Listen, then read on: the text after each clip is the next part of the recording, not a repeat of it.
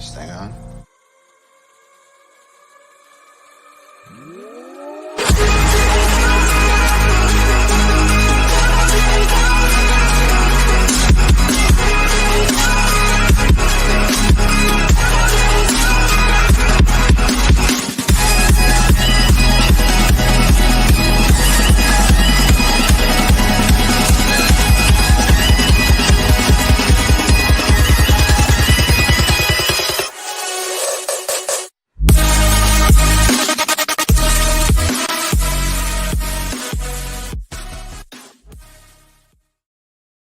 What is up, everybody? Welcome into another episode of The Cut. I am your host, Christian Williams, and I am here, as always, with Randy Hall. Randy, how are you? And also, where are you? Look at you. I'm doing all right. Another long, boring day of work, but I am in Milwaukee. Yeah, I moved, took kind of a shot here at a different job, and we'll see how it all plays out. But yeah, I'm on my second week here. Christian kind of allowed me a week to settle in as well as go watch a movie instead of do the show. But which we will talk about. Yes, we will get into. But yeah, it's working out here, doing more sports stuff for the city of Milwaukee, and it's a lot. It's a lot. Yeah. Well, yeah, and it's important to note the background is very, very different from what you're very different. It doesn't look like I'm in a shipping container. No, it doesn't. It looks like you're in an actual room. Meanwhile, yes. I look like I'm in just a corner, which I am. That's where I podcast. Yeah, but you sound less echoey because of that. I will hopefully be in a bedroom for the next one. We'll see. Got a couple of things that need to be worked out in that regard. That kind of went wrong before this setup. But yeah. That's us, isn't it? Yeah, sure is. But we are here to talk through kind of a lot. So we've got some NFL news since we've been gone for a little while. We're also going to give our NFL draft reactions because we haven't been back since the NFL draft. We streamed night 1 and part of night 2 of the NFL draft, but we have not had an episode since then. So we will talk about that. And then we're also going to give some Superflex rookie mock ADP from our drafts and kind of talk through some of those guys where we see some value, how we view these players in these positions, and kind of go from there. And then we're also going to get into Marvel talk. So Moon Knight concluded, and I wanted to for sure do like a last Marvel talk of the season, but then we also both saw Doctor Strange. So we'll probably talk about that as well. Heavy spoilers. So if you haven't seen Doctor Strange, maybe turn off the end of this, but we'll give you some warning. Yeah, we'll give ample warning that we're going to start talking about it. So it's all good. Yeah, for sure. All right, first thing is first, and we have some NFL league news. So first thing is Sony Michelle signed with the Dolphins as of like 2 hours ago. So they are adding Sony Michelle to a backfield that already included Myles Gaskin, technically, Savon Ahmed, I think technically, but he probably won't be back. You've got Raheem Mostert there. They signed Chase Edmonds to a pretty big deal. So it's very reminiscent of the 49ers backfield where you have kind of no clue what to do with it. Randy, how are you feeling? Do you think Sony's kind of worth a shot in late in drafts now? I think Sony's definitely like worth a shot because we've seen some good work from him when he's been tasked with carrying the load. And this is, if this is going to be set up like the 49ers offense was, it's always kind of a hot hand approach. So I'm sure he's going to get a run here. I think you could pretty much say that Ahmed is going to get cut. Honestly, there's a good chance Mostert doesn't make the team as well. I think that should be pointed out before people overdraft him or overtrade for him because he's, comfortable in the offense kind of thing. But he's not as good as Sony Michelle and Chase Edmonds on a consistency basis because while all three of those guys have had some injury concerns over the years, those Sony and Chase have been more available and they can be more explosive as a tandem, in my opinion. Obviously, Mostert is a game-breaking speed type of running back, but if he's only going to play 5 or 6 games for you, at a point, is that really going to be worth it for this team when there's a good chance you need depth at other positions? You don't need 5 running backs, so I could see at least 2 of these guys getting cut, with Ahmed obviously being the easy cut, and maybe they try and attempt to trade Gaskin or something. But he played best in that offense the last 2 years. So in some respect, you want to keep him on the team and give him the shot. But I think this is more of an embarrassment of riches signing, and Sony probably taking the most money he could get as well. Seeing as how he never really got that big extension. So I think he's still money chasing here. And it's a good offense now, as long as Tua performs to his capabilities. Yeah. Well, that's what I was going to say. So Sony kind of showed us that he can work in that wide zone scheme pretty efficiently last year when he was with the Rams. And so I think he was probably looking for an offense that kind of highlighted those things about his game that he could kind of maybe turn into a larger contract after this. Kind of, I know Leonard Fournette was more productive beforehand, but he also turned in a pretty nice contract for his big contract here with the Bucks. So I think Sony's trying to do something like that, and it's a good signing. I mean, the Dolphins have an offense now, and as long as, like you said, Tua performs, I mean, they will be able to keep up with really any team in the NFL, I think. Yeah, they've had a good defense for the last couple of years as well. So the Dolphins are shifting to a good team, which just makes this AFC in general kind of the most ridiculous thing we've ever seen. Yeah, it's loaded. And speaking of which, so Baker Mayfield, still a Cleveland Brown. I think that is noteworthy because there were a lot of rumors, especially on draft weekend, that the Carolina Panthers were in on him. Baker seemed to be out on them. The Seahawks are still kind of floating out there that they're exploring things. Pete Carroll is adamant that he does not want to add to the quarterback room, and he's comfortable with Drew Lock. But I also think it's just he's backing his current QB1, and that's that. I think there's also a little bit of the Seahawks are the baffling part of the equation, not because they don't want Baker. That's baffling.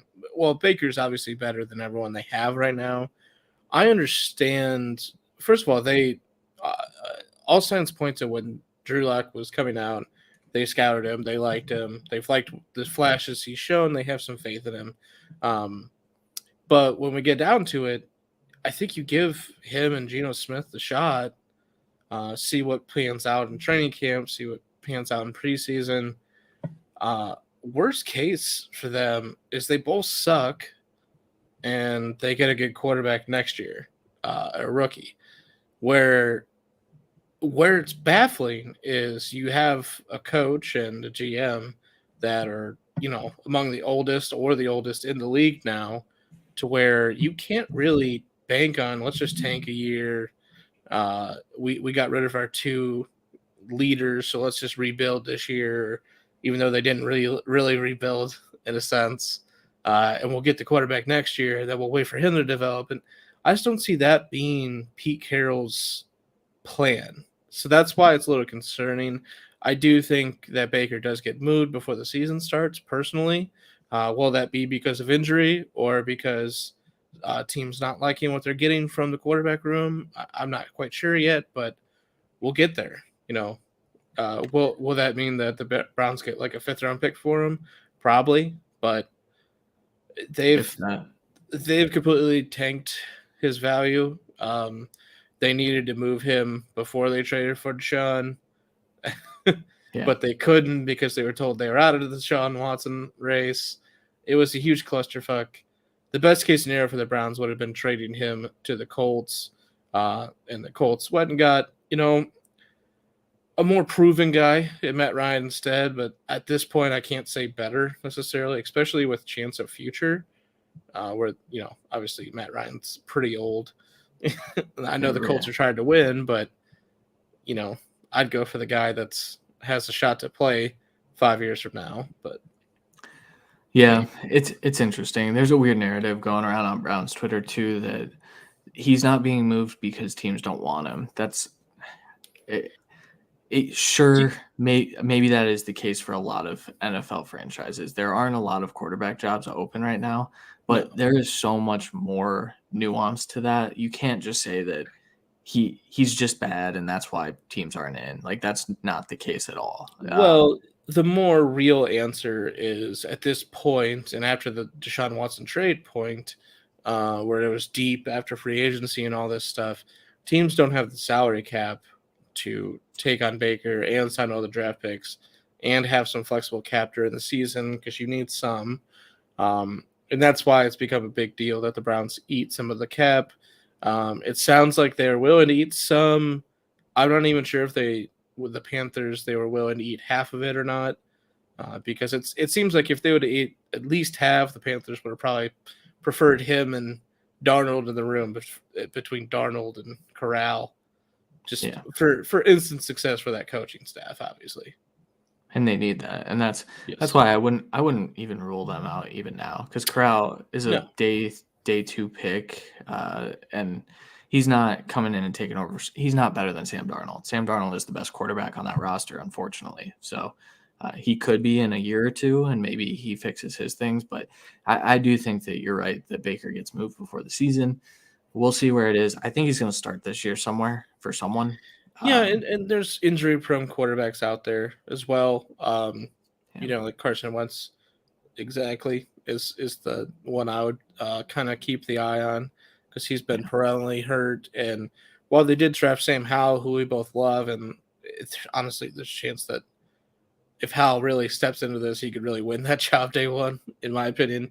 I think he's more the future of the team, and I think that's good for him, but it wouldn't be the worst idea to, if he gets hurt, trade for Baker instead, keep going at this. You're in a weaker conference. You have a real shot. So we'll see. I don't think the Baker Mayfield story is done for the season necessarily, but we don't have a clear path right now. Yeah, I agree with that.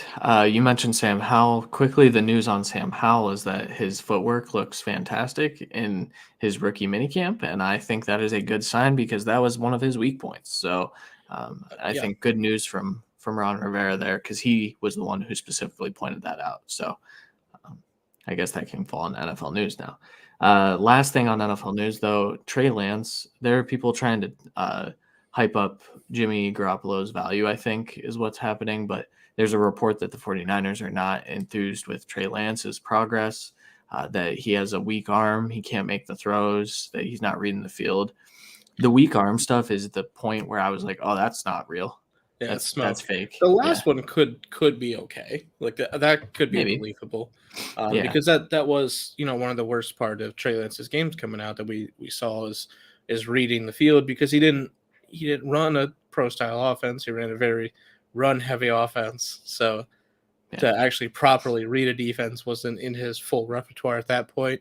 However, every time he stepped on the field last year, he got better and better. I would hesitate to believe the rumors that he magically during the offseason regressed and isn't going to be better with how rapidly he was progressing just in the 3 games that he really played. It speaks volumes to this kid, and I think he's going to be a good quarterback. Now, will Jimmy G possibly start the year? That's definitely still a possibility. Yeah.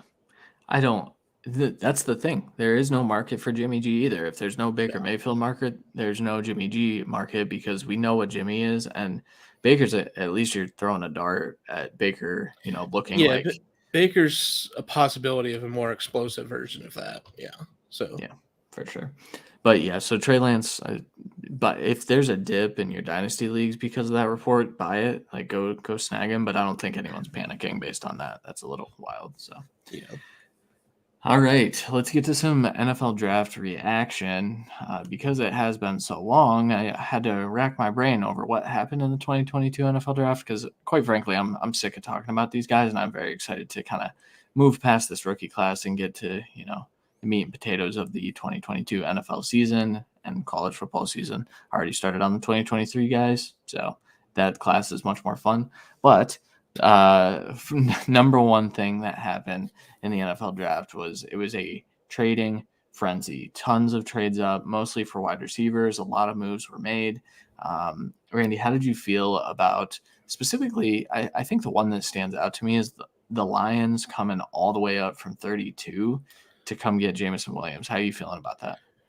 I like it. I think we both believed that maybe sitting back and getting Christian Watson or George Pickens to maybe diversify the kind of portfolio of the receiver room might have been like the more option for them, but we also didn't expect them to trade up because, if anything, I thought they would possibly trade back, get more future assets, possibly because they're a pretty decent team. And again, a weak NFC that they have a realistic chance, even with Jared Goff at quarterback, to be in the playoff hunt. Not a playoff team necessarily, but in the hunt.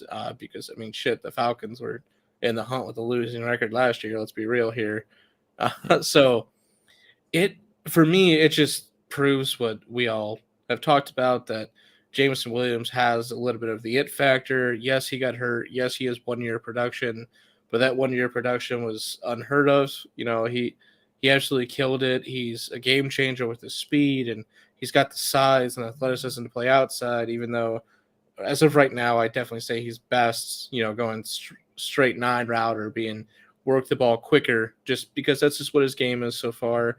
And a lot of the Alabama offense dictates that as well, as we saw with Devonta Smith last year as well. So I think this is just proving that he has the potential to be special. The Lions saw that. Having him paired with this young core for the future, knowing, again, he's not going to play early, but the development of this young core can be something special in Detroit. Yeah.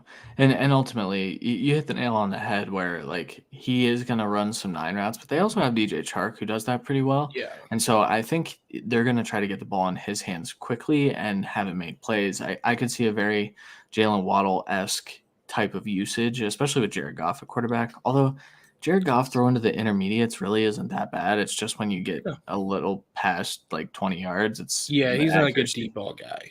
Yeah. But the intermediates are fine.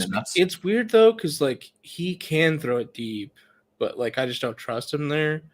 I don't know if I envision kind of a Waddle season. I kind of envisioned for him this year more of a Bateman season, with his injury coming in and coming out slow, and hopefully not being re-injured like Bateman, though. Obviously, that's the worst case scenario. But I do envision a scenario where he's gonna, come in after a few weeks and start slow.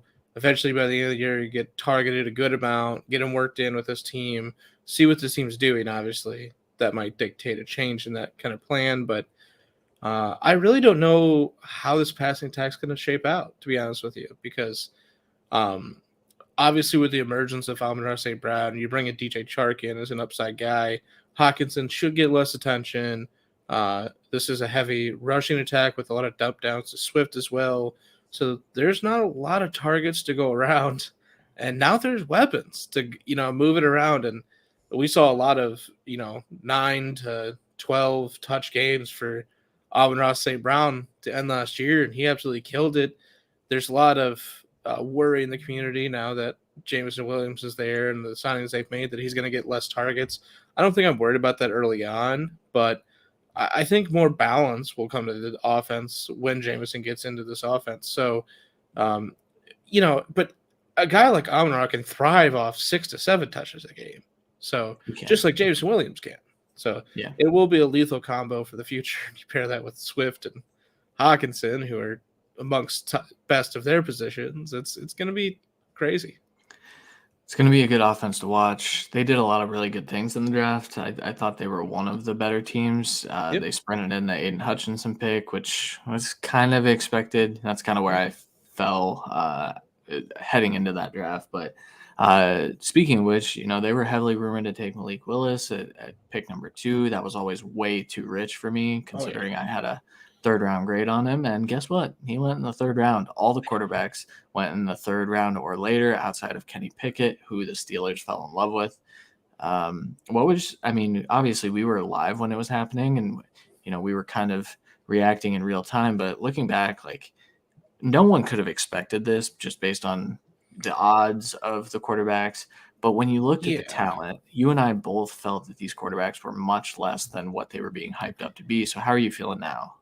So, there's some vindication there, but also it's kind of like a overcorrect, I think, from the NFL standpoint, because we saw this kind of talent level, at least off of a college basis, a few years ago with Daniel Jones and Dwayne Haskins, RIP there, but like Drew Lock as well, where 2 went in the 1st, and Drew Lock was pushed back to the early second.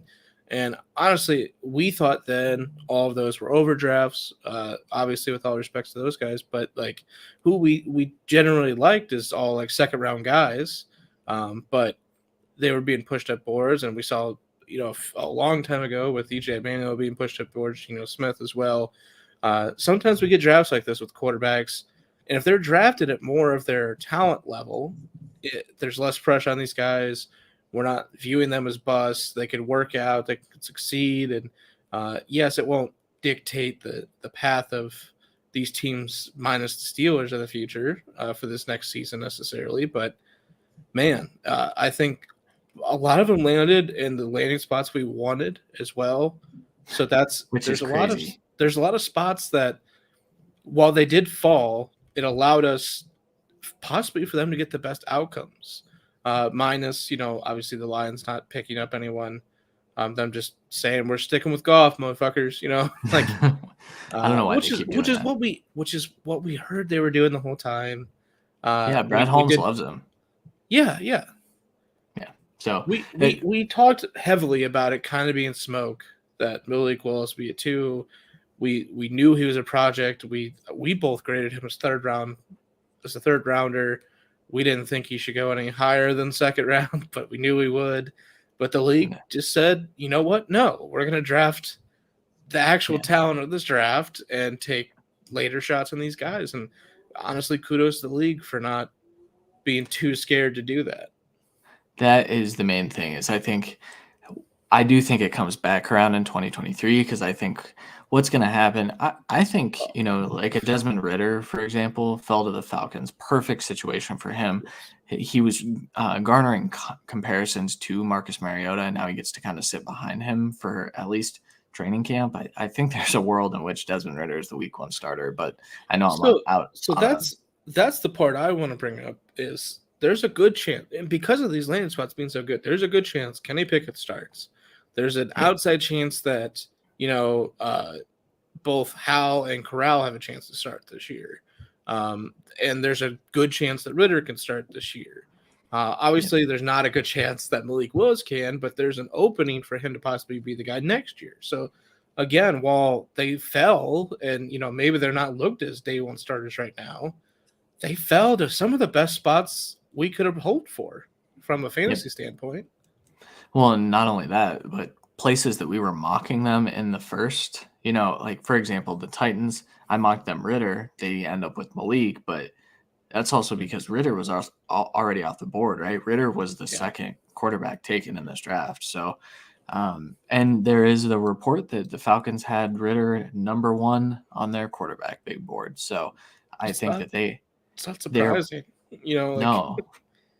And to just kind of sit back and let it come to them, and then they end up with their top-ranked quarterback, that's good value. I think all of these teams did a pretty good job in drafting, and there are only a few teams that I felt didn't do a good job. One of the teams that I think did a really good job was, at least early on, was the New York Giants.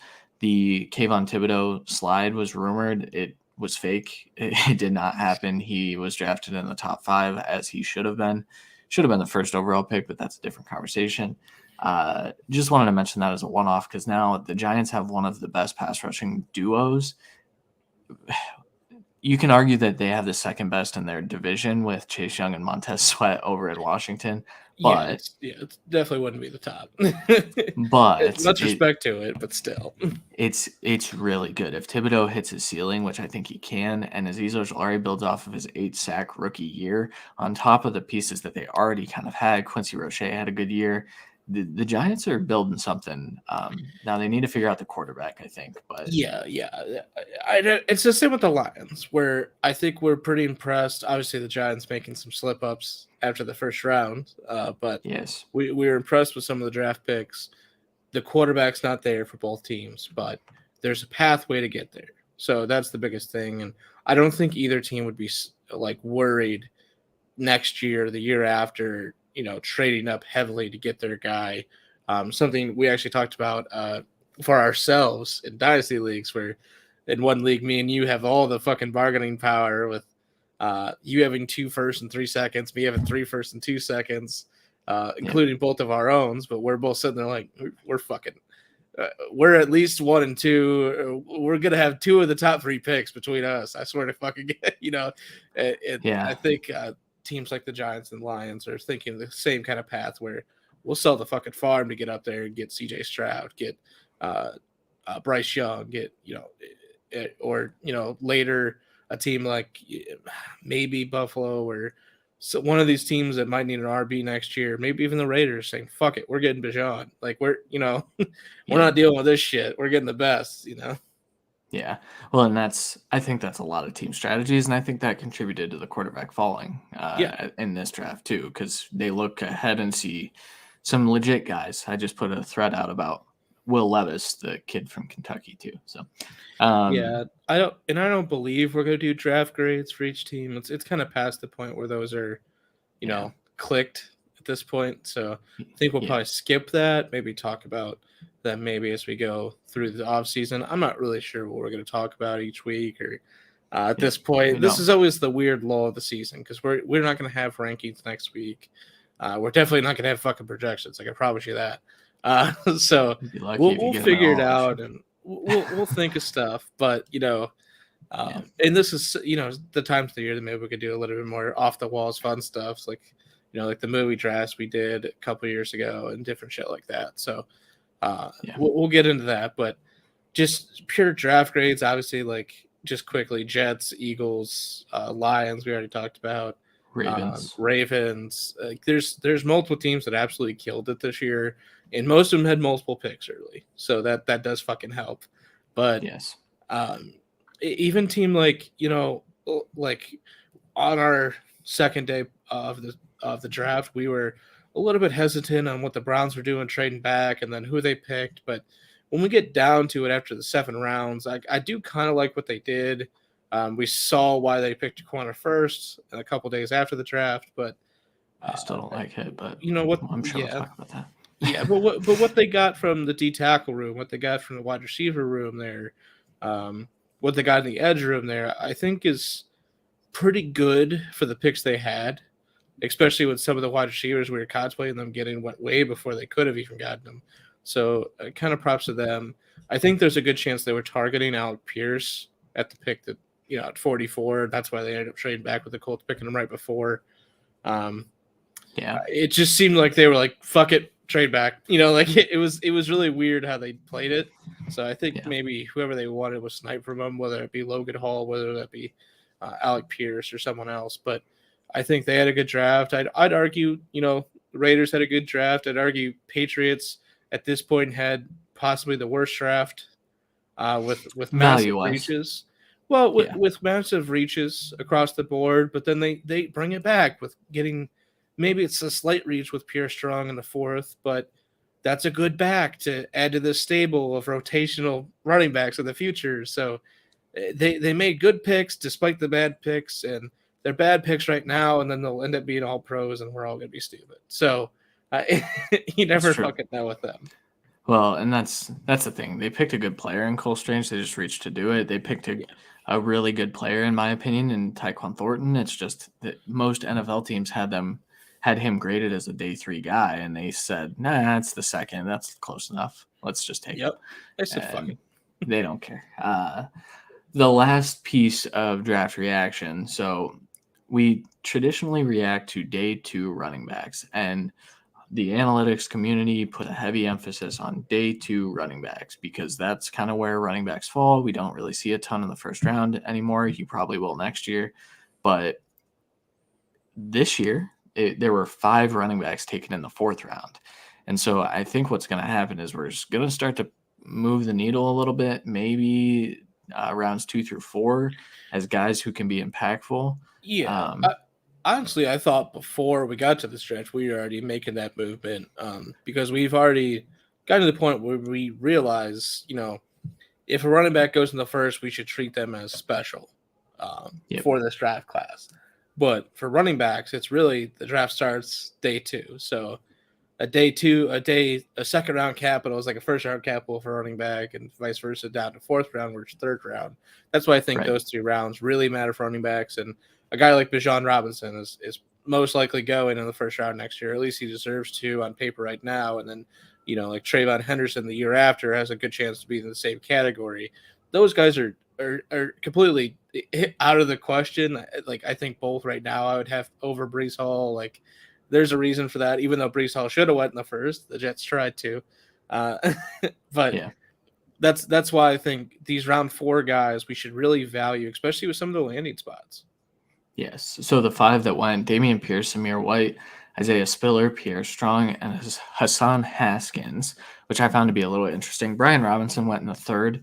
I would take all of these guys based on film over Brian Robinson, except maybe Haskins, just simply because he's not super dynamic. But Haskins also goes to a Tennessee offense where his probably best like running style comp would be a Derrick Henry type of runner, and he gets to sit behind Derrick Henry, and so that's a really good handcuff in Dynasty, I think, and maybe even in redraft, because we know that King Henry likes to get hurt nowadays, so probably doesn't like it. Yeah. And then Dameon Pierce goes to a room that's a little crowded, but I feel like he could work into a nice role over Marlon Mack and Rex Burkhead. But the team seems to really like Rex Burkhead, man. I don't know. I think Rex Burkhead was really – well, let's be real. Rex Burkhead's a champion. Yes. He's from a good organization that the Texans covet, and he's a hard worker. So, of course, in a downtrodden team of people that, we talked about how they're void of talent. And, I'm sure he was probably the hardest working running back in the damn room. So that's why they like him so much. But when we're talking talent level, Marlon Mack has actually done stuff in the NFL. And he is actually talented. Is he more talented than JT? No, that's why he's fucking gone. But in this room, he's the most talented back as of day one, in my opinion. I think Dameon Pierce has a right to challenge to that throne, and I think we'll get there. But Dameon Pierce is also a running back that was kind of split in college and didn't get a full workload there either. I think this is kind of a really good situation to where he's going to be slow at the gates, and maybe we see the Marlon Mack of what we saw before his injury, and he just takes over and wins this job outright with Pierce rotating in and Burkhead rotating in. But there's a good chance that Pierce has a good chance to, take over this role. And that's why he's kind of lifted up in rookie drafts right now, because once you get past these top running backs, which there isn't a lot of, he has the best path of these guys in the 4th round. I do want to give just a quick piece of advice. I personally am treating these guys as 1-year value boosts that I'm going to flip heading into next year's NFL draft because of how loaded next year's class is. And when I tell you how loaded, I would probably take my RB9 for 2023 over most of these guys that we're talking about. Based on films, Amir White's really good, but for fantasy purposes, he doesn't really catch passes. We don't really know what he'll be in that Raiders offense outside of probably the Sony Michelle role that Josh McDaniels wanted, which that was valuable, but we'll kind of see. I think it's more pass first than the Patriots were back then too. So and the Raiders team has more weapons than the Patriots pretty much had forever. The only arguable season would be the undefeated season and the season before and after. So Pierce has an actual path of real playing time this year and possibly taking the role. Samir White really, besides injury, in my opinion, has no chance to take the role. Josh Jacobs is that good of a running back. It's just realistically, you have Patriots guys coming in. They don't pay running backs really. I do think we're in for an interesting situation that Josh Jacobs could hold out from training camp trying to get an extension. So we'll see how that plays out. But Zamir White is not better than Josh Jacobs, unfortunately, at this point. So it would take an injury to really take over. There is a chance he works in, but they also have Kenyon Drake. They brought in another Patriots running back and a Patriots fullback. I can't think of the names right now. So there's a lot of competition for this backfield. Bolden. And that's him and Drake are going to be viewed as the pass catchers, where obviously Jacobs can catch passes, but he's not super dynamic after the catch. He's one of those guys that you really like to dump it off to him, and that's pretty much it. But and Zamir can be that too. I think he can be. Spiller, correct me if I'm wrong, is a Charger. So I think he has a clear path to be that complementary back to Austin Eckler that they've been dying to get. This was the best landing spot for him after that athletic testing, to where he can kind of still show his dominance in the running game and catch some passes, which they want from that role. They want you to be able to do both, but really be the bruiser, so Eckler can maintain his health, which he's been relatively good at for a smaller guy. So just pointing that out. He won't ever be able to take over this role, unfortunately, because this Eckler, with the limited touches, will probably have an elongated career, just like Camaro will. And honestly, Aaron Jones at this point, with how much they've used in RB2. So all those guys are sticking around. I think Spiller has a chance to be the Melvin Gordon replacement that they've been dying for. And this is a good landing spot for him. Again, he won't take over the role, so that sucks for us. But that's a valuable RB3, RB4 possibility, especially in deeper leagues. He might be good enough for you. Pierre Strong has a good chance to take over a role in the future. I don't see much from him this year with Ramondre Stevenson and Damian Harris still there. I don't see how you get involved in that role, and James White being there, by the way. So he's already RB4 in the depth chart, but they've perennially carried 4 running backs. I think Pierre Strong has enough fight in him to be able to be a special teams player as well, which is going to be key for him to make this roster. And then finally, Hassan Haskins is, in my opinion, going to be the number 2 running back here. And we saw the number 2 running back for Tennessee be kind of fruitful when Derrick Henry went down. And this is the type of running back that can be fruitful in this offense. Yes, absolutely. Regarding Spiller, I do think that while the landing spot was really good for him and for real football, I think tempering fantasy expectations should be there. This isn't the same regime that had Melvin Gordon and Austin Eckler, and they kind of showed do want to give Eckler the bulk of touches, which it's flipped. It used to be Melvin Gordon got the bulk and Eckler was kind of the third down back, and he got a little bit of run, but we're not going to see Spiller take a Melvin Gordon role here. And I think that's important to know. So I agree, especially year one, but he has the upside to do that. Now, he'll never, because most of the time when they were together, Gordon had at least like a 55% share. Like he'll never get to there, but he can at least get 40% of the work, I think, is his upside. And in this offense, that can be very, very good, especially if he's, tailored to be the goal line back for this team, which is going to put up fucking points. And right now I think that's the case. I think there's a chance though that they keep like Kelly or Roundtree in that role and they just use Spiller, but they don't seem like a team that wants 3 backs really on the field. I think Kelly's going to be on the out, which I don't agree with. But when you're looking at the time clock, Roundtree was drafted last year. Yeah, he's going to be around, unfortunately. So Kelly is going to be gone, in my opinion, because they're not keeping 4 running backs, not with the injuries that they've had on defense and the wide receiver room over the last years, and offensive line as well, by the way. So they're going to want the depth of other positions. They're not keeping 4 running backs. Yeah, absolutely.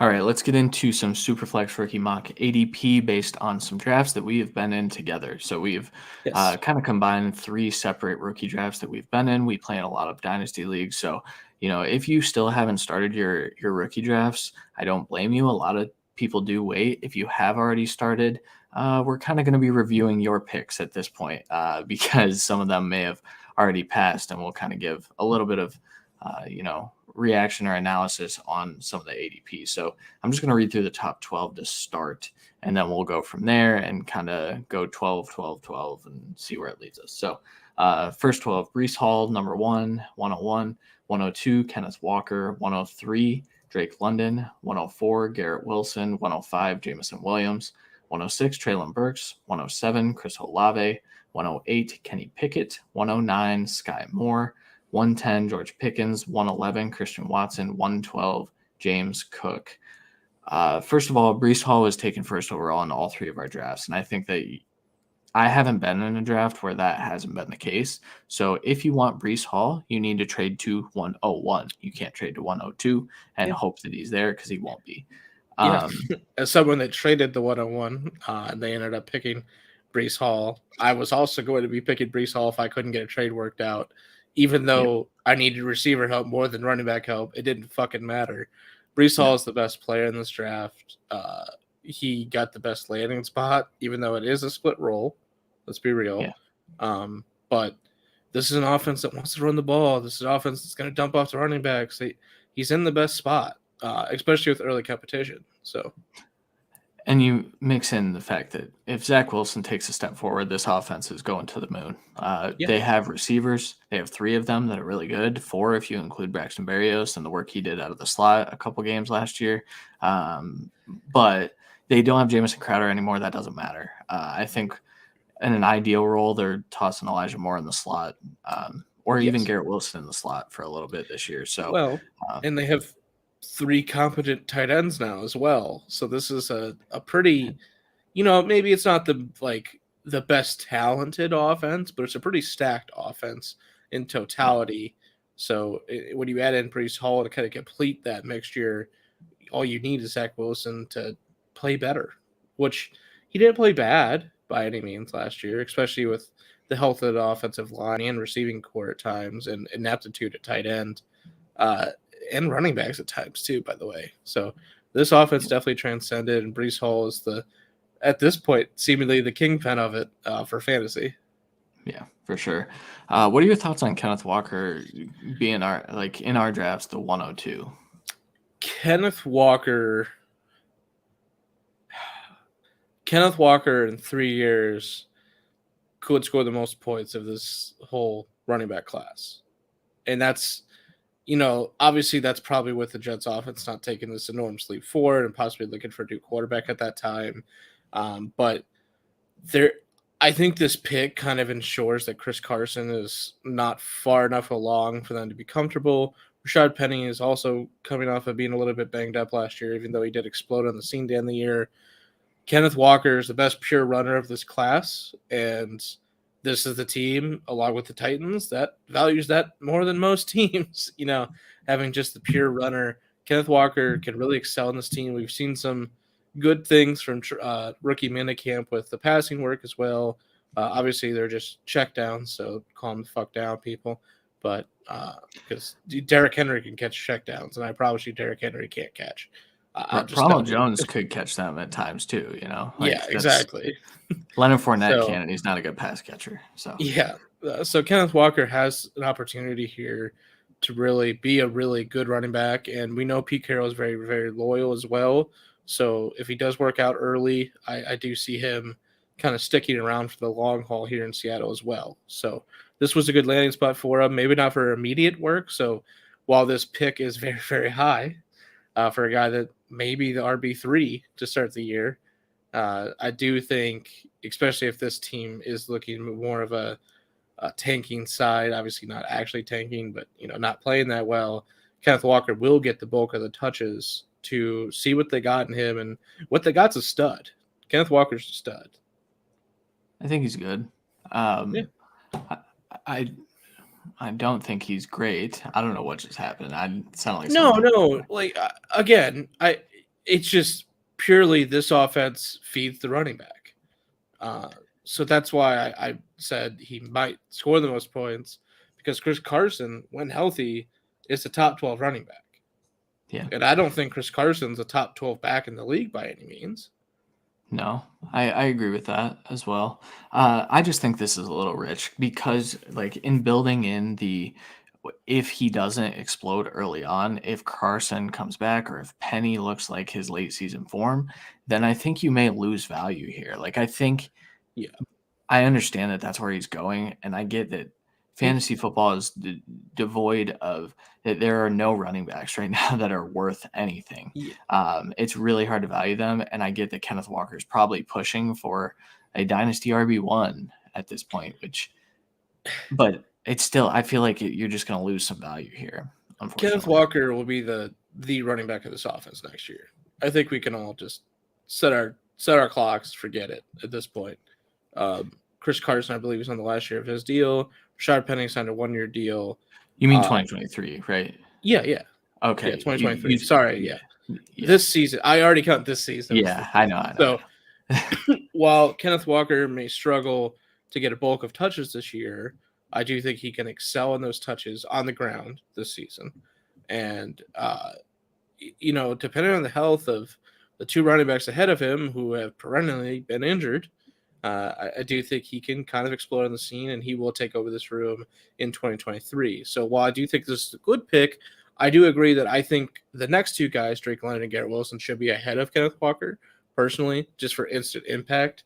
I do think I'm okay with him going 4 ahead of like Jameson, who obviously, again, isn't going to be an impact day one for your team. Treylon Burks, a rookie with a struggling quarterback and taking over a struggling role with a recovering veteran on the team, in a team that runs the ball more than anyone else. So there's a chance Treylon Burks isn't as impactful year one as well, just like AJ Brown wasn't really until midway through the year.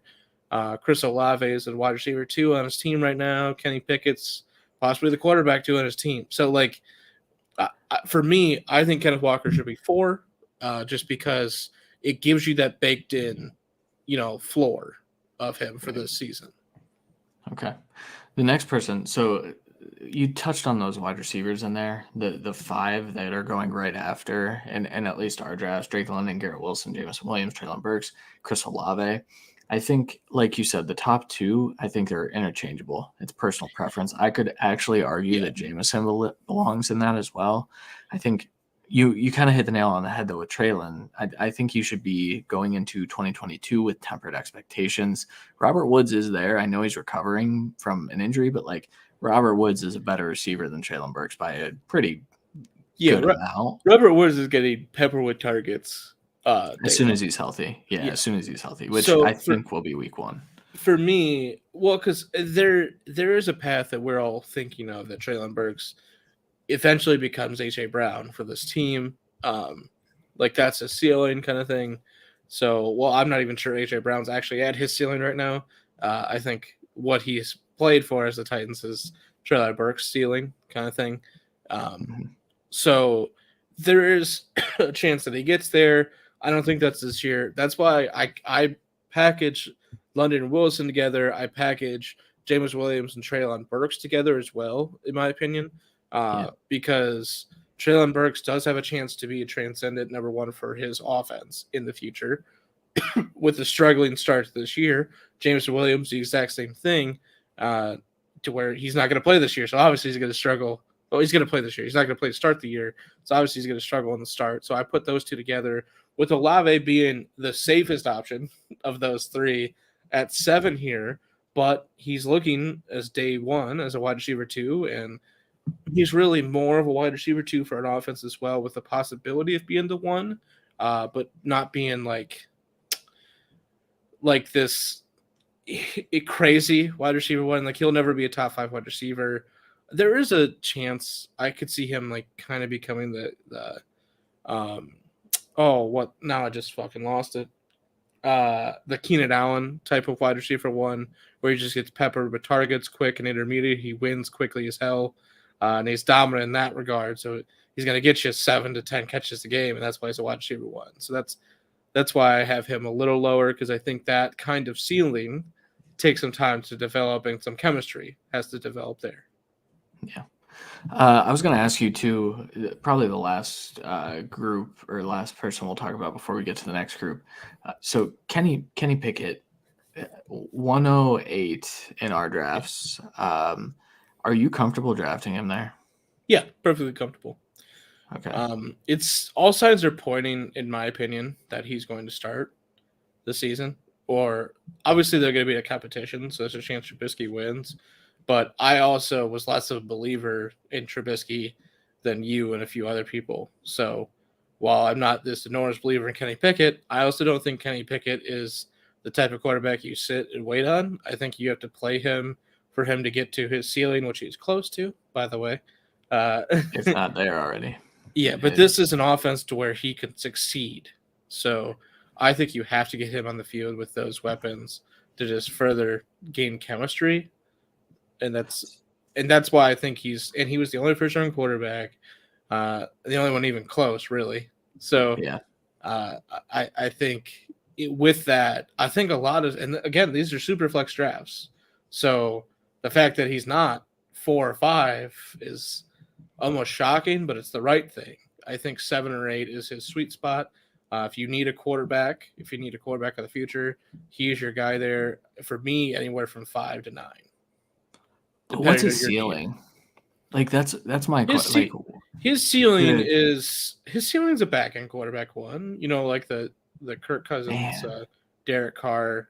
Uh, Obviously, we're just gonna keep saying white guys, but he's Kenny never. Pickett's not gonna run a But lot. see, his ceiling's that high because he is a relatively good quarterback, and the weapons of the Steelers that they perennially keep rotating good talent. So I trust the Steelers organizations to find wide receivers just like they fucking did this year, and find a tight end like they did last year, and rebuild this offensive line like they will in the future, and get another running back like Najee in 5 years. Like, I have faith the Steelers can do that. I have faith in Mike Tomlin.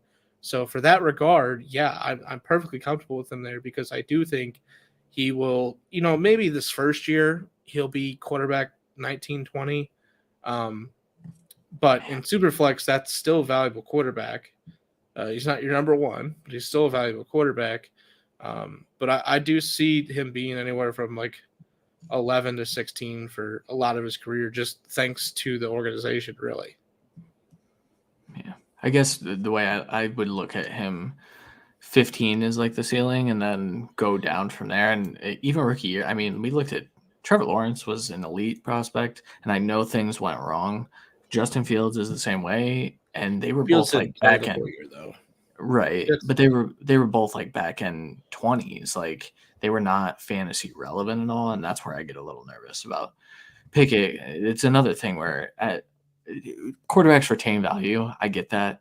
But I think people are going to be a little more out on Pickett unless he has this Mac Jones-like season, which even then was not a good fantasy season. He was a Well, what QB2. was Mac Jones last year? QB 19, I believe, off the top of my head. Not positive, but You so bitch. That's not helpful. you look that up. I'm going to read the next group while we talk about that. You fucking knew that then.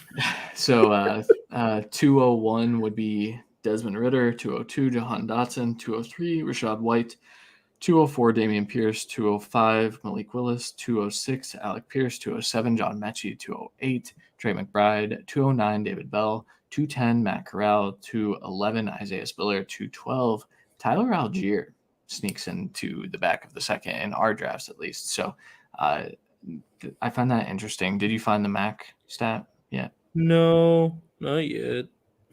All right. It'd be so much easier in Sleeper, but I don't want to pull it up on my phone middle of this. Yeah. So the take I have, and I've stuck to for a long time, I don't care that Desmond Ridder got drafted in the third. I would rather have him over Kenny Pickett. I understand that like first round capital matters for quarterbacks, and those quarterbacks get a lot of leeway.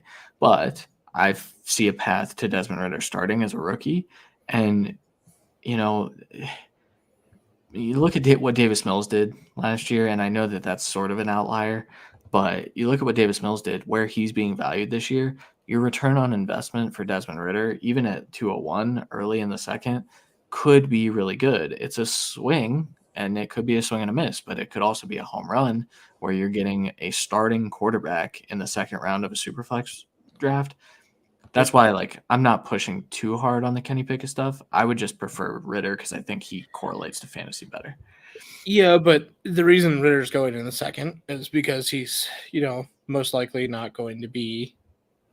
There's a better than good chance he's not the starting quarterback this year. So when we're looking at that, you have to weigh that into this kind of decision. Yeah, I just feel like I'll take some risks. This is where second round is where I start to get a little risky in my drafts, and I'm good with it. But another point, so Jahan Dotson going behind multiple second round receivers here is a little funny to me. I think it's the Carson Wentz fright that everyone is feeling, that he can't support two fantasy wide receivers, and Terry McLaurin is much better than Jahan Dotson at this point in time. And Terry McLaurin is also very similar to the wide receivers that Carson Wentz tends to gravitate to. And I personally would have Jahan Dotson in the back of the first. I think from that first group, James Cook's a little high for me. I am not in on James Cook. And I would take quite a few of these guys over James Cook, actually. I just think I would put Ridder and Dotson ahead of him. I think he's in the same tier as the rest of the guys, but just me personally, I'd put those two ahead because I think they're more sure thing locks, especially with actual reps. Yeah. Mac Jones was QB 18 last year. Oh, well, it's not Yeah. bad. So, But that's but I said probably first year he's probably 20. Like I just yeah. think as he develops slightly, and this offense is more tailored around him instead of tailored around the talent around him the first year, which is what it's going to be because it has to be while he develops. So I do think he can keep going. Just like I think, like if Ritter starts, unless he's running a shit ton, he's going to be QB 20 because his team's dog shit. It is. And the weapons, honestly, I could argue that the weapons are similar. Personally, no. They have a Pitts better and running London, back. They have better running back, and they have better receivers by far on Pittsburgh. the Steelers. Yes, I think London's better than I'll Claypool and Pickens. Mm, London's way better than Claypool, in my opinion. he's better than Pickens. I think he's better than Claypool as well. Don't get me wrong.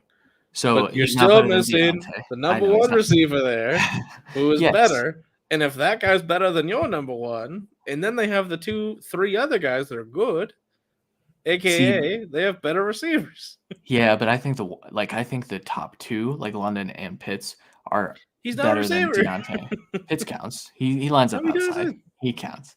Pitts Although is better than Freiermuth, yes. Yeah, but Freiermuth's really good. I get it. Exactly. The Steelers' weapons are nice, but and Najee is better than Cordero and Tyler Algier, who snuck into the second here. Anything else stand out to you about this? I find it interesting that Alec Pierce is going before John Mechie, personally. I don't. He was drafted higher. John Mechie is never viewed as a top guy, even though he kind of is. He's more of a go-to guy. I think if Brandon Cooks was on this team, John Mechie would be probably 15 on this list, maybe even higher. But higher. He's a little lower. He also just got hurt, so that bakes in some concern there as well. And we do know Brandon Cooks is very, very talented. We know they love Nico Collins as well. So this bakes in the risk of him being a wide receiver 3 this year. That's why, for me, he's below Alec Pierce, who is the wide receiver 2 right now, probably unquestioned. Yeah. Who's questioned? Paris Campbell? Yeah. Paris Campbell's legs question if they can stand tomorrow. That's true. He is the wide receiver 2. I just, I had Mechie graded better than Pierce. So that's, it's a personal preference. I did too, but it's a landing spot thing. Yeah.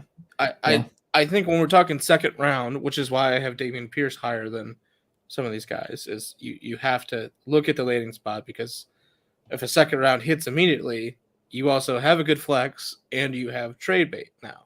So yeah. Anything else stand out to you here? No, McBride retaining value, even though he went to a team that has a tight end already, at least for this year and I think next year. But tight ends generally don't do a lot first year anyways, so I'm kind of fine with it. I'm fine with the landing spot, at least, because he's tied to in theory, good offense for the future. And I love McBride as a talent. I think he can thrive as a tight end too early in his career with Ertz there, and learning from Ertz, more of a route running perspective, which is what he needs to work on, by the way. So that's I think he could learn a lot from Ertz, and I think that pick in the second round will prove to be very, very valuable when we look back at this in 3 years. It's Ertz and Goddard all over again. Is kind of how I look at it. And Goddard's a tight end 1 right now. Yep. So easy. Yeah. I did want to mention here. So I have McBride shares. I also don't mind passing up on McBride and going and grabbing Dulcich in the 4th. Or Jelani Woods, in my opinion. Jelani Woods. Yep. I mean, yeah. Or Charlie Kohler. I know he's with the Ravens, but Mark Andrews goes down. Charlie Kohler steps into a 20% target rate. Yeah, and who's the Bucks tight end? Cade Otton. Yeah. Cade Otton. I think he's Jeremy a good Ruckert, 4th or 5th round guy. Same with Jeremy Ruckert. With Ruckert obviously having a lot more competition than pretty much everyone else. But again, in 3 years, it's going to be looked as value, even if he is a tight end 2. if you got him in the 4th round, do you give a fuck? Yeah. I'm scooping Jeremy Rucker because there is a chance that it is in his range of outcomes to become George Kittle, and Yeah. with So that usage. I value this tight end class as kind of how I did with all the tight ends I kind of picked up last year, where I went for Dalton Schultz and Dawson Knox and Irv Smith and a couple others, Adam Trotman. Trotman didn't really work out last year. Irv Smith got hurt, so that's not fair to him. But the other two fucking hit, and they weren't supposed to hit, but they hit. Right. They weren't at least supposed to hit to that level, but they hit. So I think in Hunter Henry last year too, I think a lot of people faded him with that dual tight end signing, but I was happy to keep him kind of in our one league. And now I have fucking way too many tight ends that are good. That I think that's how I feel in this class. We just went over like 5 tight ends that have a real path to, in 3 years, you're going to be like, oh shit, I drafted 2 of these guys. Fuck yeah. Right. Exactly. Yep.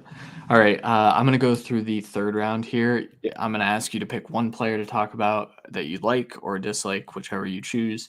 I will do the same, and then we will get to Marvel talk and get out of here. So 301, Wan'Dale Robinson. 302, Kyron Williams. 303, Brian Robinson.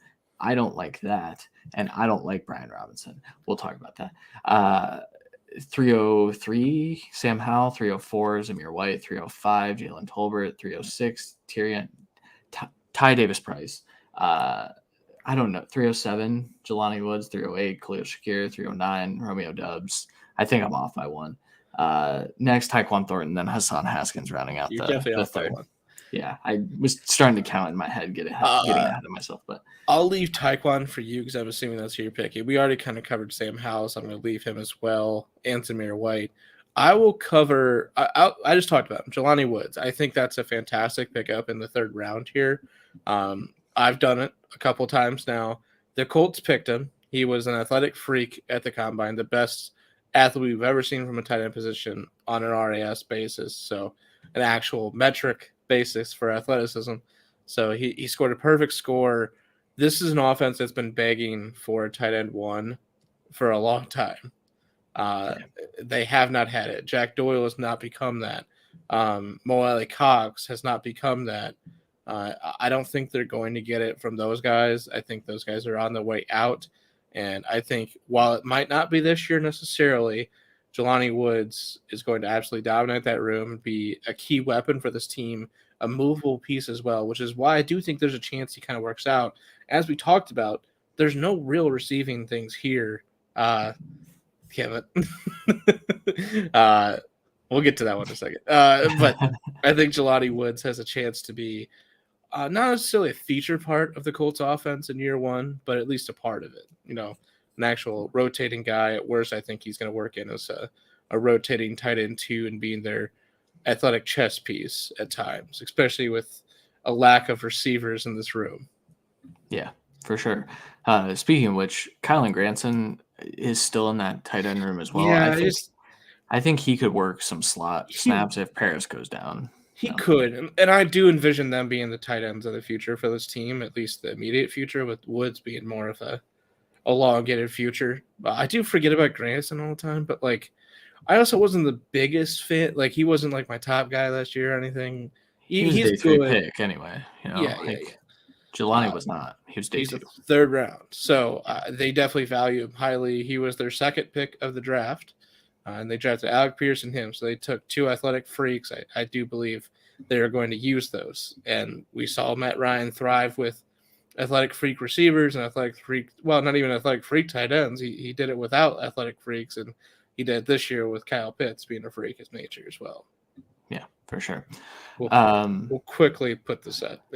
Yeah, I'm in a different place. And there's a good chance an even different setup in a couple weeks here as well. So hopefully, I have not been shopping at Hobby Lobby. This is an Airbnb. Yeah. This is not my stuff, thankfully.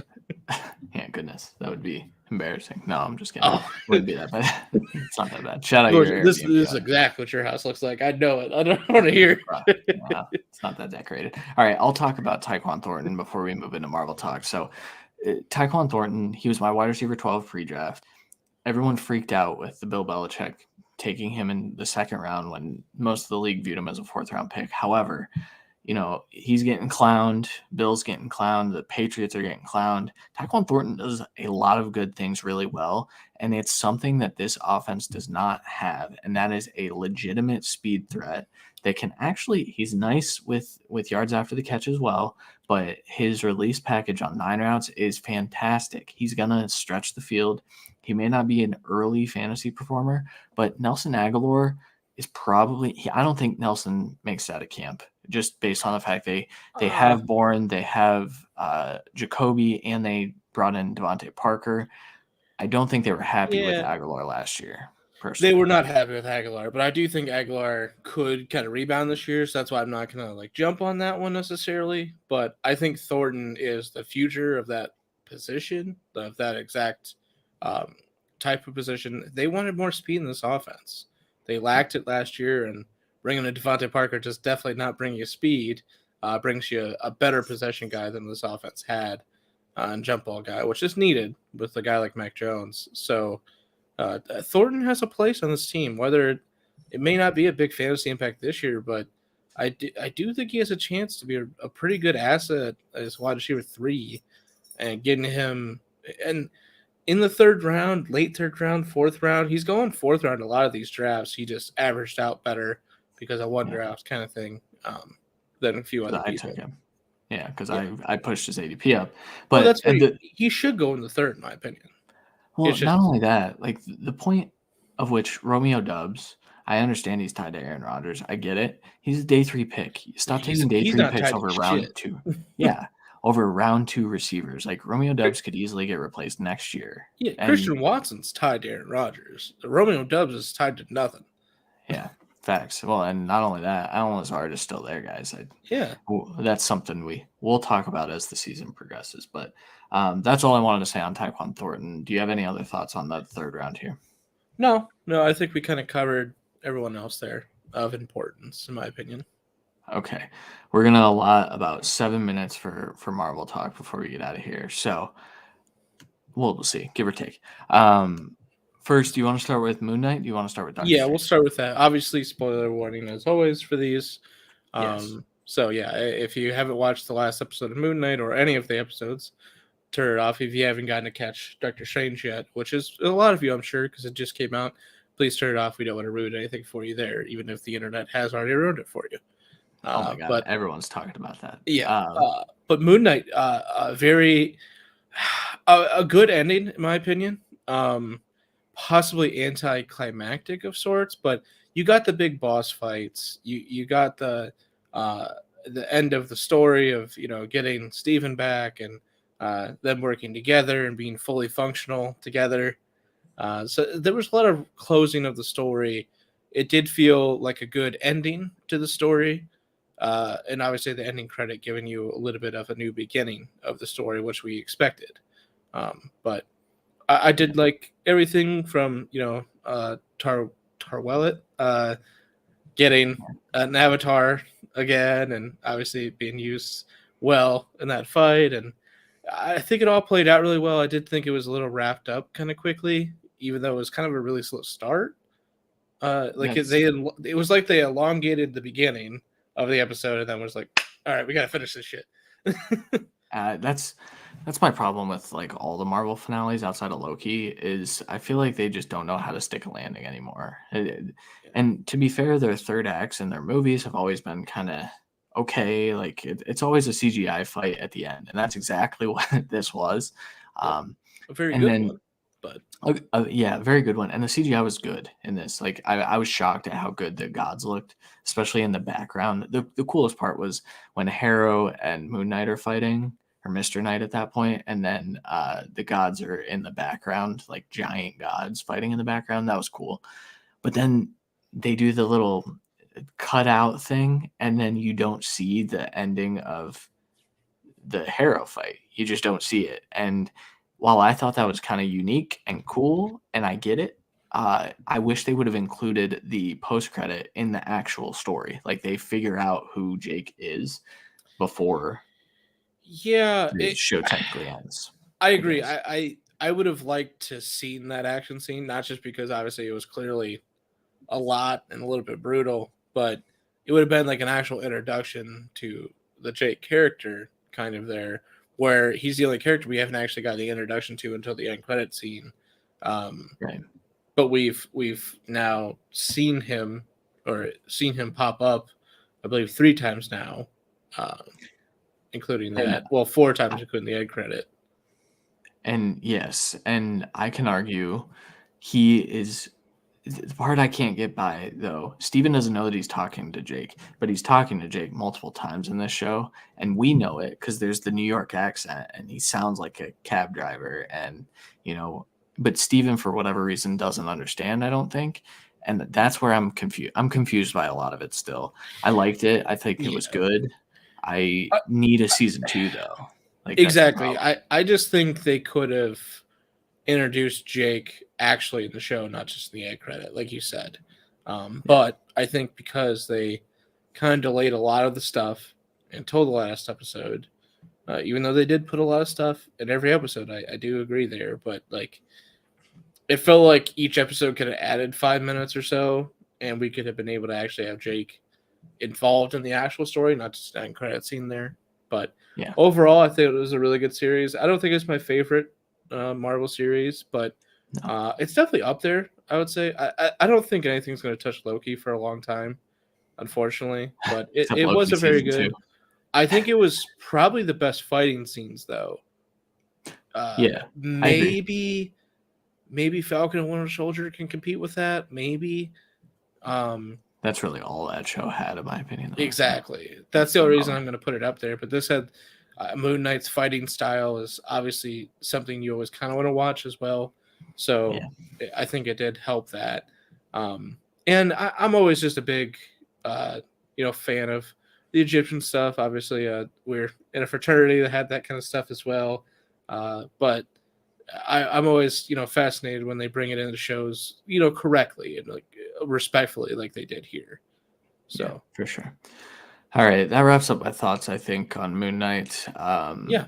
Wonderful acting throughout the show and a good show.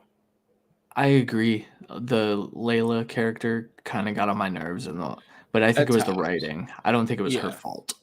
She did a good job. There was a couple of parts of it. I'm like, you've got it by now, okay? Like, you get it. Like, why do you keep acting like you're confused by the situation? Like, it's clear they're 2 different people, 2 different personalities in the same body. Get it. All right.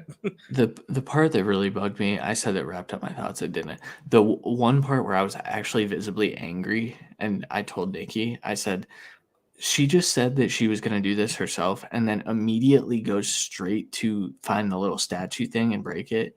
So she was like, just straight up lying. She's like, I'm going to do it myself. And then the next scene, she's not doing it herself. So it's like they cut out a scene. Didn't she say she was going to do it herself? But then I thought there was like a half scene where she realized she couldn't do it by herself. So she went for the statue. Maybe. I don't know. Either way, it did work out in the long haul there.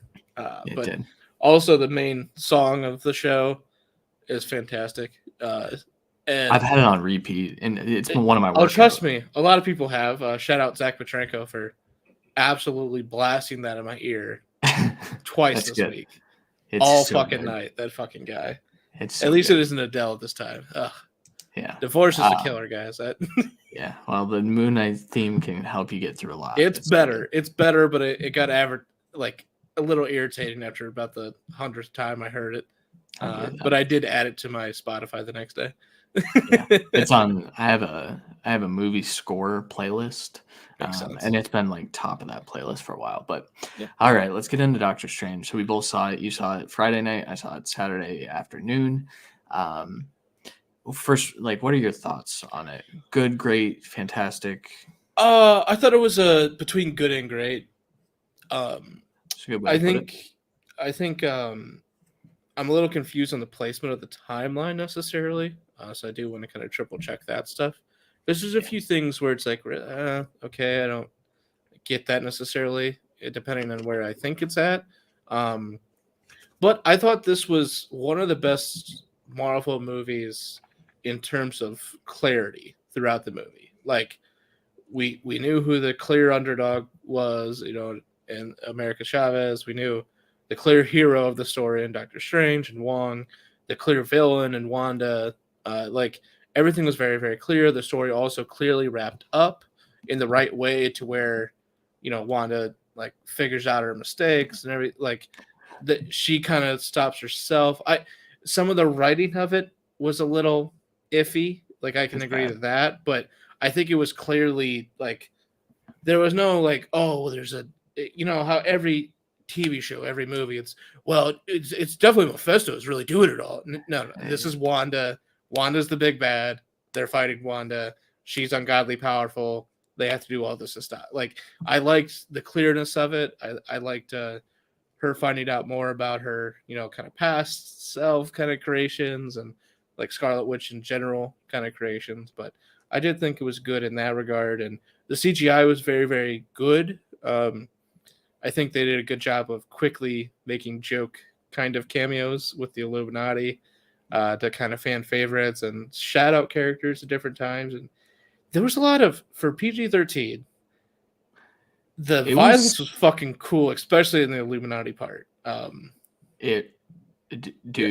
So spoiler alert, obviously, everyone. The Professor X ripping his... So I thought she snapped his neck. But have you seen online? She rips his head in half. Yeah. She rips his head in half. It's insane. It's absolutely insane that they let that in. Did I send you the TikTok or did I just send it to Brandon? I haven't been on. I might have just sent it to Brandon because I think I did it on Friday night, so I didn't want to spoil anything for you. Yeah. But like, it's become an actual trend now where it like goes through like confuse the people that haven't watched Doctor Strange yet, and it's like shows like string cheese and like different hilarious stuff that like fits to the deaths of the Illuminati people. Yeah. It was just really good how they did it. I thought a really like quick like, oh, you fucking thought kind of thing as well. Yeah, I think there's potential, again, spoiler alert, but I think there's potential for John Krasinski to play in the Fantastic Four movie still, because we know that like we saw multiple Doctor Stranges, we've seen multiple Wandas now. So I think that they are opening that door, but not committing to it just yet. It's what it like is perceived. That's how I perceive it, at least. The one point. So the clarity at the end, I think there is clarity, except the little red poof when the building collapses, when the castle or whatever the heck you want to call it, when that collapses, there's a little red poof, and to me that is Wanda ditching out. Like she's not. A lot of people think Scarlet Witch is dead. Scarlet Witch is not dead. There's no way Elizabeth Olsen signed a 7-movie deal. So she's coming back, whether she's arguing or she's lying and saying, oh, I don't know how they'll bring me back, but she's being told to do that. Like she'll be back. I agree. It was in between good and great. Go ahead. Yeah. It's a solid film. Like I don't think you can really like. There's some gripes with the writing that we both kind of went back and forth with each other with. Like, hey, like it felt like a couple times they were like over explaining what was going on. Like we were blind, like. Yeah. Oh no, you're trying to take my powers. Yeah, I could fucking see that. Thanks, bro. The ice cream song made me. I almost got up and left the theater. Nikki said to me after, she's like, I could tell you were getting pissed at those kids. I said, they're not. I feel bad ripping on kids. They weren't given good lines and they didn't execute them well. And it was the cheesiest thing I've ever seen, the corniest thing. Go back to hell was it was a cool line. It's definitely a callback to Raimi's horror movies, which I think is cool. Like they let Raimi do his thing. And he did it. Like there were like freaking circle wipes. They wiped the screen once. Like he got to do everything. He got to do like a slasher, first person, like chase down. It was all very cool. And that helps the movie, in my opinion, because the writing was bad. The plot was okay. But I'm more excited to see what they do with Doctor Strange 3 and then also where they go from here, because this incursion thing is apparently a massive, massive storyline in the comics. So they brought that up. I've kind of been looking through a few of that stuff with a major character introduced in the first end credit, and for the Yes. future of different things and different wars, and so we'll kind of see how it all comes out. I know is that Secret Wars is what like the Yes. possible new adventure of this is called, and big characters in that is I think it's called Clara that we saw at the end credit scenes, and Doctor Strange is enormous, and then there's on again off again, but there's also usually the ultimate version of Iron Man's usually big in that, so we may still get Tony Stark back. Now who that will be, we don't know right now. There's different big bads that are still out there, and I believe she is the niece of Dormammu, and we saw the Dark Dimension. She kind of opened up, so there could be a retooling back to that because that was kind of quickly closed in the first Doctor Strange as well. So It was. there was a lot of tiebacks and stuff, and there's a lot of development to Doctor Strange's character, which is good. So You learn about his sister, which I found a very interesting thing to bring up in the third act of a freaking movie that we didn't know anything about. And now he's got three eyes. Yeah, that's strange too. No pun intended. It's Doctor Strange, yeah. Right. I gave it 3.5 out of 5 stars. I think it's a good movie, and I would recommend seeing it. If you haven't, and you listen to this, you kind of fucked up for what it's worth. Like it's better if you see all of these things happen. Yeah, we did. So what would you give it out of 5 stars? Probably 3.5 as well. Yeah. I usually think of things out of like 10 because I think it can give you more of a actual rating, where like the out of 5 you could be a little stingy at times. I would do it like 7 out of 10, 7.5. So I think that's the range for me out of 5 as well. Cool. It's a good film. I think if there's a little bit better writing, it'd be a little higher up. I think if there was a little bit maybe more of a peek into the future during the actual movie that we got, then maybe because it felt like they could have used that the very end of the movie where he kind of has the attack and gets the third eye, and then it's like it feels like it's like a month later than the end credit scene happens. Like I feel like you could have kind of had that end credit scene be the end of the movie, and then have an end credit scene to actually talk, like kind of bring up new stuff. There's some things like that where I think it could be better. That's why it's not going to be like a top tier, but it's still a very, very good movie. And in my opinion, if you watch Marvel movies, they're all must see. You really can't skip more than maybe Captain Marvel and kind of get away with it, Yeah. And even then, like that has tiebacks, and it does. Yeah. So yeah, I think that about does it for my thoughts on Doctor Strange. I am excited to watch it again when it's on Disney Plus. Same. Yeah, maybe I'll catch a couple more things. Even though we kind of already talked about a couple things we already caught. Yeah, that was a little strange. We gotta quit using that word. I know. All right, I think that'll do it for this episode of The Cut. We don't know the schedule moving forward, as we kind of alluded to earlier. So we're gonna flesh that out. We'll keep you guys posted. And so stay tuned, I guess, on that front. But if you're watching this on YouTube, drop us a subscribe and a like.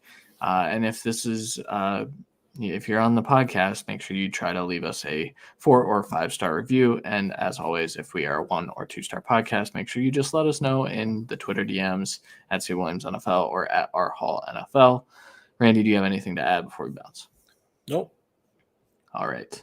Well, we will be back at some point next week, probably. We'll see. I would assume, but we have to have a topic to talk about. So yeah, things are fluid right now. So, but for Randy Hall, I'm Christian Williams. We'll talk to you guys sometime later.